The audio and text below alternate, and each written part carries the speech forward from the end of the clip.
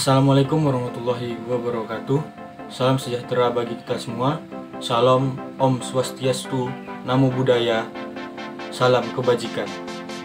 Perkenalkan, nama saya Ismail, Prodi Ilmu Hukum Fakultas Hukum Universitas Pasir Pengarayan dengan NIM 2235015. Ini adalah sebuah video tugas yang diberikan oleh dosen Fakultas Hukum Universitas Pasir Pengarayan, yaitu oleh Bapak Zulkifli SHMH CLA. Selamat menyaksikan. A few moments later.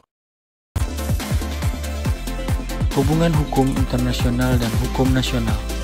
Terdapat perbedaan yang krusial antara hukum nasional dengan hukum internasional.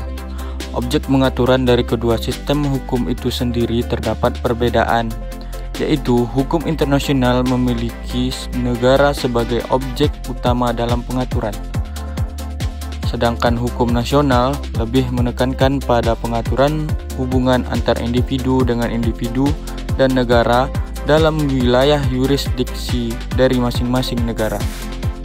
Dalam memandang hubungan hukum internasional dan hukum nasional terdapat tiga teori atau aliran.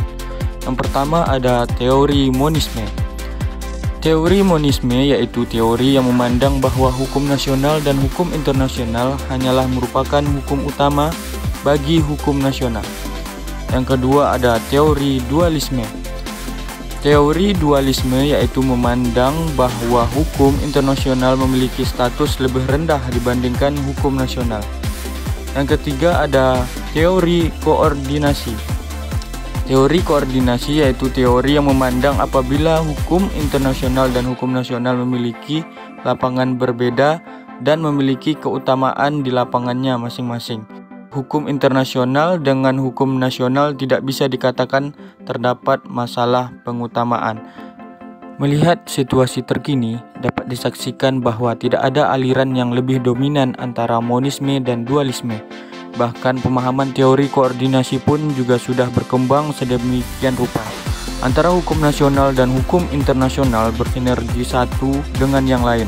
Hukum internasional tetap menghormati kedaulatan hukum nasional masing-masing negara.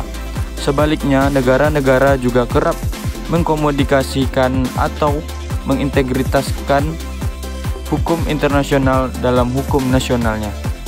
Selanjutnya saya akan menjelaskan tentang sumber hukum. Apakah sumber hukum itu? Sumber hukum adalah bahan-bahan yang digunakan sebagai dasar oleh pengadilan dalam memutuskan perkara.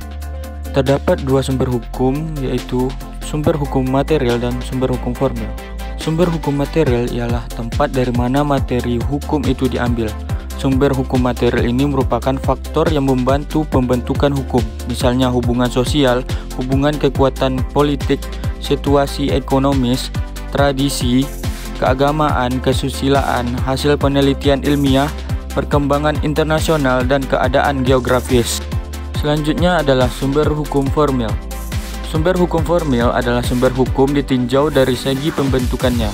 Dalam sumber hukum formil ini terdapat rumusan berbagai aturan yang merupakan dasar kekuatan mengikatnya peraturan agar ditaati masyarakat dan penegak hukum.